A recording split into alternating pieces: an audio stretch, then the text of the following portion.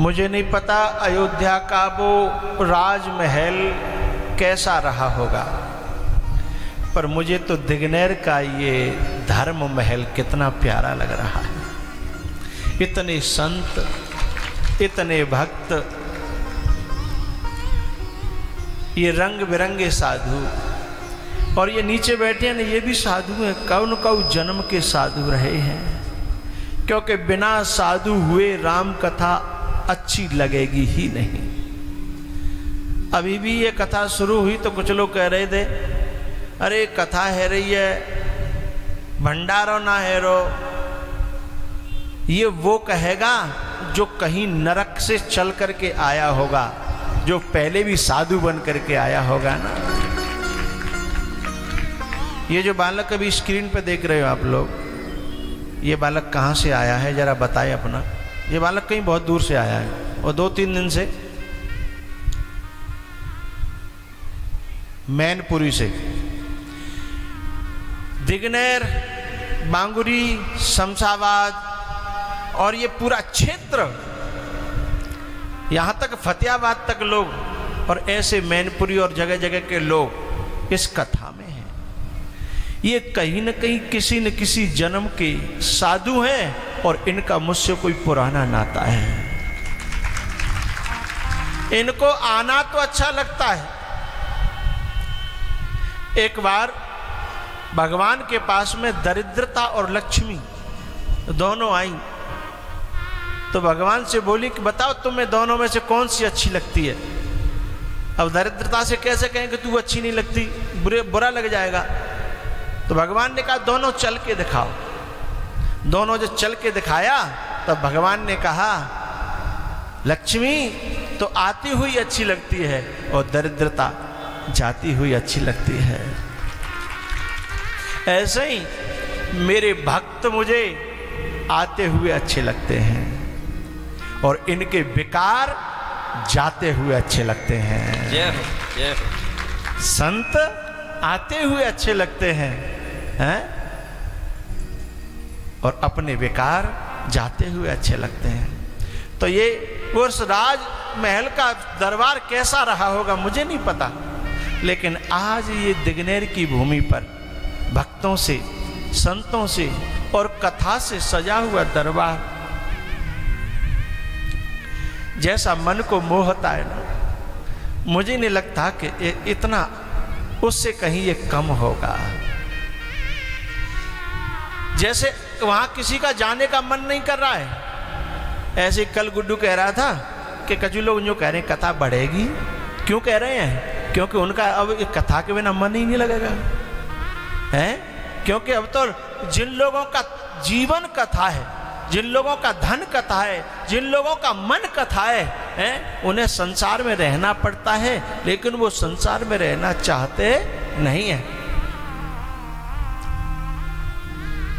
तो जिस पे राम की नजर पड़े वही हाथ जोड़ करके कहे कि मोते जावे की मत कहो।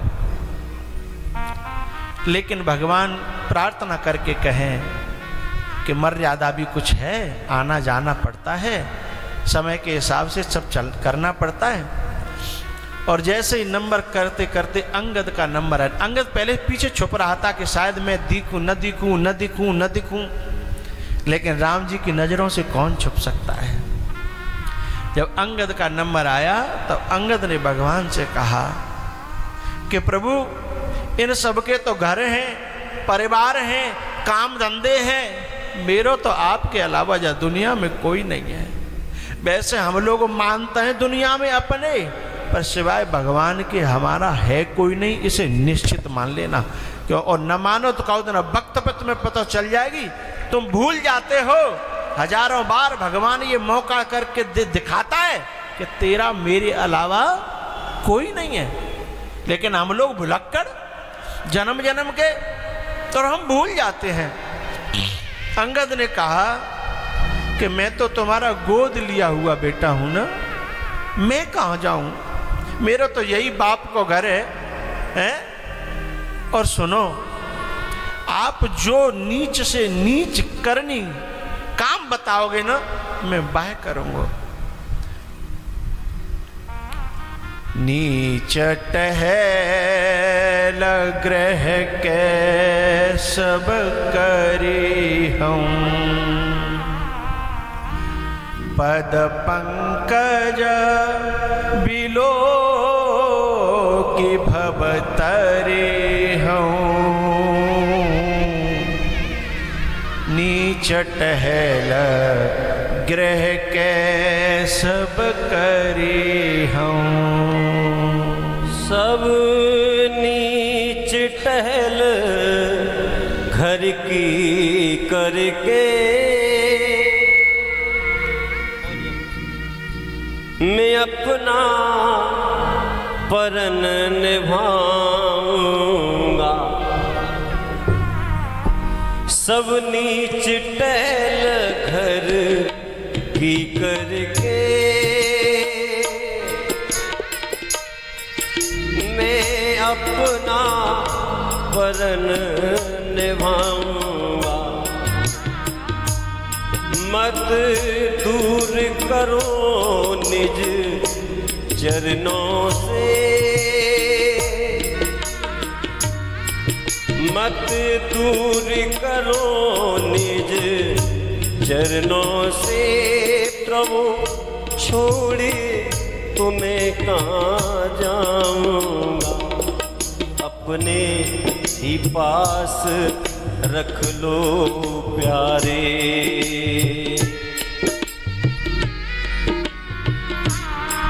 अपने ही पास रख लो प्यारे। अब वापिस घर नहीं जाना, चरणों में रख लो नाथ मुझे। अब वापिस घर नहीं जाना है।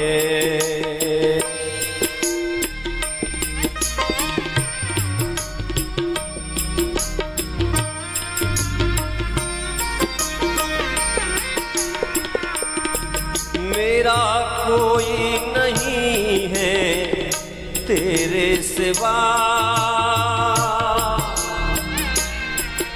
मैं किसके सहारे जी पाऊं।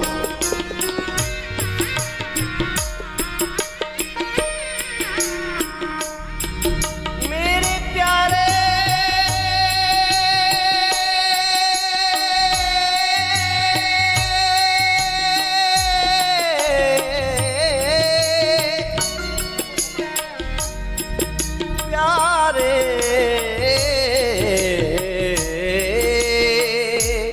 मेरा कोई नहीं है तेरे सिवा, मैं किसके सहारे जी पाऊं।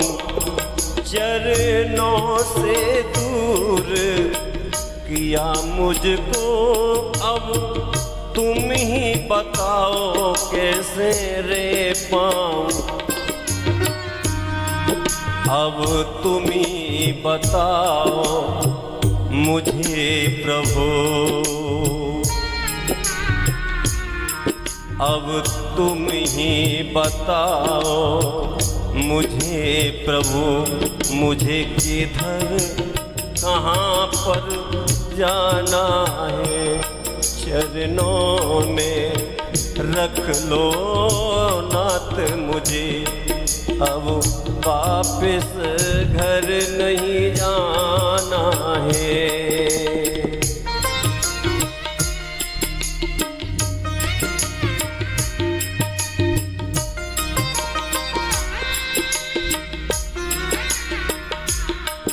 चरणों में रख लो नाथ मुझे, अब वापिस मुझे न जाना है। मेरी इच्छा यही है हे प्रियवर, मेरी इच्छा यही है हे प्रियवर। सब जीवन यहीं बिताना है, चरणों में रख लो नाथ मुझे। अब वापस घर नहीं जाना है।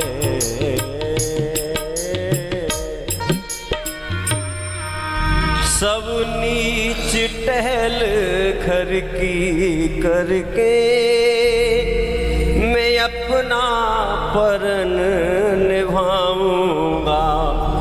मत दूर करो निज चरणों से, प्रभु छोड़ तुम्हें कहाँ जाऊंगा।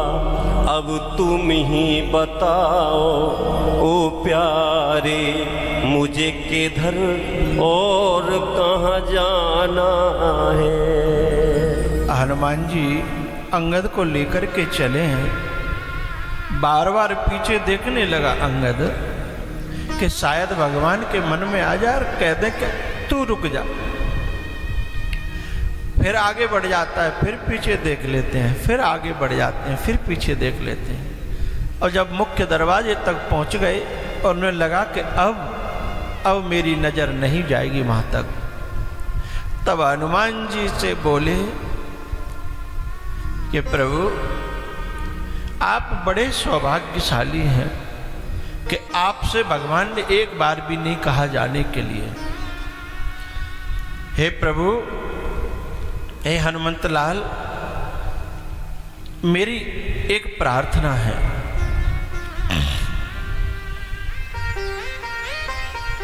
कि जब भी समय मिले तो आप अलग से एक बार भगवान को दंडवत किया करना।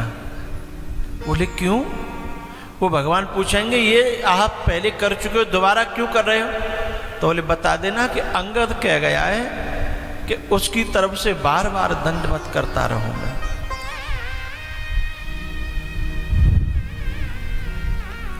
कहे हो दंडवत प्रभु सो, तुम ही कहूं कर जो, बार बार रघुनाय कहें सुरत कराये हुमो। तुम बार बार मेरी याद दिला देना, शायद काउदना करुणा जगावे और उनको मन बन जाए। और यदि वे ये कहने के अंगद बुला ले तो मुझे देर मत करना, मैं जिंदगी भर रास्ता निहारूंगा कि शायद आज याद करें, आज याद करें, आज याद करें। अंगद को विदा किया है।